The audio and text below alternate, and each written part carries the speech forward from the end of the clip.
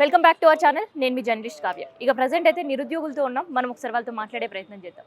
గతంలో GO number 55ని రద్దు చేసి జీవో నంబర్ 29ని తీసుకొని వచ్చారు. ఈ 29ని ఖచ్చితంగా రద్దు చేస్తేనే మాకు న్యాయం జరుగుతుందని కోర్టు మెట్లు ఎక్కిన పరిస్థితులు కూడా మనం చూసినాం. కానీ మళ్ళీ ఇవాళ జీవో నంబర్ 29 పైన ఒక తీర్మానం కూడా చేసిర్రు.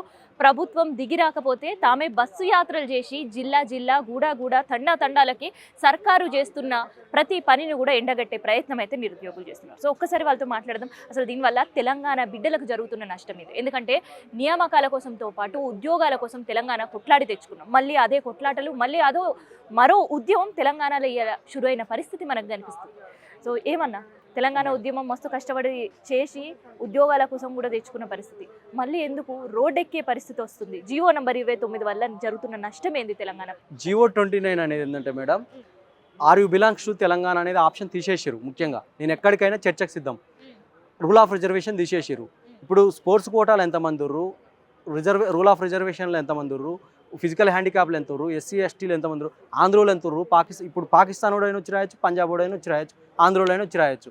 అందువల్ల ఏమైందంటే జీవో 29 అనేది తెలంగాణ అస్తిత్వానికి దెబ్బతీస్తుంది.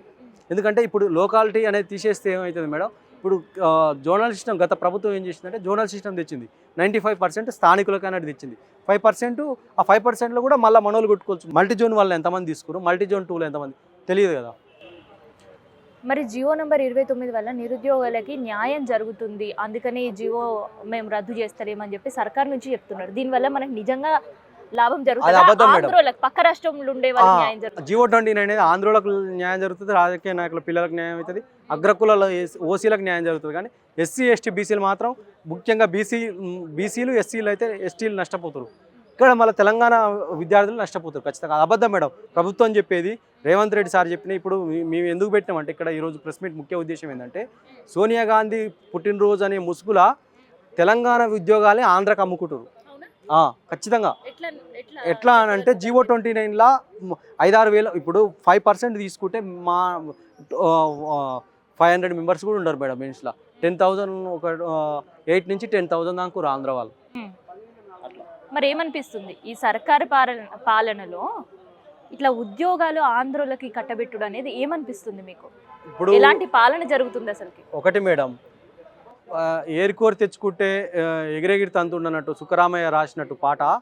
ఇప్పుడు రూల్ ఆఫ్ రిజర్వేషన్ తీసేయడంతో పాటు తెలంగాణ అస్తిత్వం దెబ్బతింటుంది కదా. ఇప్పుడు తెలంగాణకి ఇంకా మనుగడ లేదు. ఇప్పుడు నేనున్న గ్రామీణ ప్రాంత విద్యార్థిని, మెయిన్స్లో కూడా తెలుగు క్వాలిఫైయింగ్ పేపర్ లేదు. క్వాలిఫైయింగ్ పేపర్ లేకుంటుంటే ఇంగ్లీష్ వాళ్ళకి బెనిఫిట్, అంటే ఇంగ్లీష్ మీడియం వాళ్ళకి బెనిఫిట్. ఎవరు ఉంటారు? రిచ్ పీపుల్ ఉంటారు. అట్లా మరి ఏమనిపిస్తుంది 11 నెలల పాలన నిరుద్యోగుల పైన ఎంత చిత్తశుద్ధి ఉంది సర్కార్కి? ఈ 1 ఇయర్ పాలనని అనలైజ్ చేసుకుంటే, మనం ఒకసారి విశ్లేషించుకుంటే, మేము ఒక విద్యార్థి ఒక యాస్పరెంట్ అనేటోడు డిఎస్సి రాస్తాడు, గ్రూప్ 2 రాస్తాడు, గ్రూప్ 3 రాస్తాడు, గ్రూప్ 4 రాస్తాడు, గ్రూప్ 1 రాస్తాడు, అన్ని సెక్టర్, ఇంజనీరింగ్ అయితే ఏఈఏడబ్ల్యూ వివిధ వాళ్ళకి ఎలిజిబిలిటీస్ బట్టి రాస్తారు కదా మేడం. ఒకే ఒక ప్రాసెస్ లేకుండా రేపు డిఎస్సి అనగానే రేపు ఎమ్మటే గ్రూప్ 2 అన్నారు.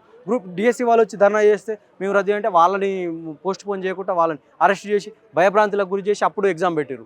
మళ్ళీ గ్రూప్ 2ని పోస్టులు పెంచమని మేమంటే పోస్ట్ పోన్ చేశారు. ఏం వరకు పెట్టారు మేడం గవర్నమెంట్?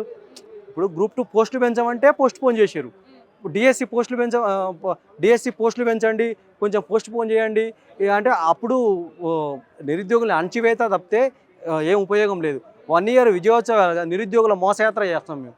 నిరుద్యోగుల వ్యతిరేక ప్రభుత్వం, నిరుద్యోగ వైఫల్య యాత్ర చేస్తాం మేము కూడా. మీరేమో నిరుద్యోగులను అంచిపెడుతుంది సర్కార్ అంటుంది. అరే మీకు మంచిగా ఉద్యోగాలు ఇచ్చినాం, మా తెలంగాణలో నిరుద్యోగులకి 50,000 పైన ఉద్యోగాలు ఇచ్చినామని చెప్పి పక్క రాష్ట్రం ఎలక్షన్ల ప్రచారంలో చెప్పుకుంటున్నారు కదన్న మేడం. అన్ని మోసం. ఇప్పుడు ఊర్లలో ఎట్లుంటుందంటే మేడం, చిన్నపిల్లగాడు అన్నం తినకుంటే అదిగో చందమామ అన్నం తిని బిడ్డ అని చూపిస్తారు కదా మేడం. అట్లనే ఉంది. ఆ చందమామను చూపించి మామూలు పోస్టులు అమ్ముకుంటారు తప్పితే ఏం ఉపయోగం లేదు. ఇక్కడ ఎవరికి ఇచ్చారు మేడం? ఏ 6 గ్యారంటీస్ అమలు అయినాయా? 2 లక్షల ఉద్యోగాలు సంవత్సరం లోపల అమలైనాయా? కనీసం అమలు కాలే కదా. అమలు కానీ మహారాష్ట్ర పోయి ఎట్లా చెప్తారు? అన్ని అబద్ధాలు, బోగస్. ఇక్కడ ఉన్న మేము కూడా అక్కడ పోయినాం, వయనాడు కూడా అక్కడ మన స్టూడెంట్స్కు పోయిరు. ఎక్కడ పోయినా అంచివేత ఉన్నా కానీ ఇది కొసలే గవర్నమెంట్ కాదు, ఏ పార్టీ కాదు. మేము స్టూడెంట్స్ ఇప్పుడు మేము ఏరుకోరి తెచ్చుకున్నాం. నేను స్వయంగా గత ప్రభుత్వం వ్యతిరేకంగా ప్రచారం చేసిన ఖమ్మం, వరంగల్, నల్గొండకి పోయి ఈ మనల్ని మోసం చేసింది తెలంగాణ అమరుల సాక్షిగా, తెలంగాణ విద్యార్థుల సాక్షిగా మోసం చేసింది. మార్పు రావాలి, కాంగ్రెస్ వస్తే 2 లక్షల రుణమాఫీ కానీ ఇవన్నీ చెప్పిన వాళ్ళమే మేము కూడా. కానీ మోసం చేసిందని స్పష్టంగా అర్థమైంది. ప్రజాపాలన కాదు ఇది, ఒక పటేల్ పాలన. ప్రజాపాలన కాదు ఇది, రజాకార్ల పాలన. ఇప్పుడు ఊరూరు అయితే తిరిగి ప్రచారం చేశారు ఈ గవర్నమెంట్కి ఓటు వేయండి అని చెప్పేసి. మళ్ళీ అదే ఊరికి పోయినప్పుడు ఏమంటుర్రు చుట్టాల పక్కన మేడం నన్ను ఇరుగు పొరుగు వాళ్ళు? నవ్వుకుంటారు.